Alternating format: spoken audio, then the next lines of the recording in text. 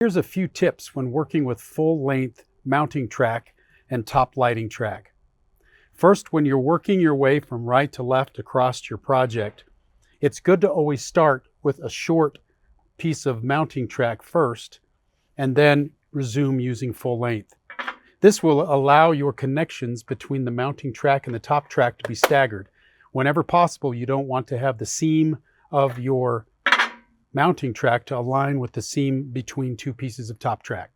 Another tip in aligning your bottom track is you want to make sure that you leave space on both sides as you work your way across your project for the top track to fit. The bottom track is 1 5/8 inches wide. The top track is 1 3/4 inches wide. So basically you need about a 1/16 on each side, but we would suggest leaving 1/8 inch space between your mounting track and your fascia lip as you move across the project. One tip to do this more efficiently would be to use our track installation tool, or simply cut a piece of track to use as a tool. You'll snap it onto the base track. You can slide it as you install the tracks.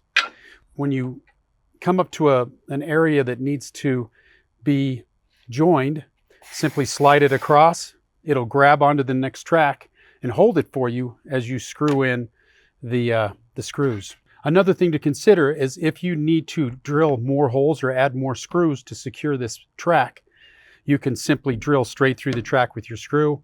It'll be fine. If you're drilling into soffit and fascia, there's areas where the soffit will bend in before it joins another soffit panel. That's the strongest part to align a screw. So if possible, screw into those. Another tip when using a tool, to take it off rather than pulling straight off, find a corner, peel it off from the side, and it'll snap off. One other tip that's useful when using full-length track is when you've got your light mounting track already snapped onto your base track, if you need to remove the track for any reason, rather than trying to pull straight off, it's best to find a little bit of space between the track and the base track and then start peeling at an angle. Once you've started peeling it at an angle, it'll snap out a lot easier.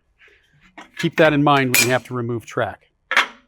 If you're going to terminate a mounting track with a top track with a multi-end cap, you need to change the way that you are installing. For example, if you're going to use one of these to do a 90-degree corner or a sloped corner, the track needs to end at a straight line. You do not need to do a 45-degree angle.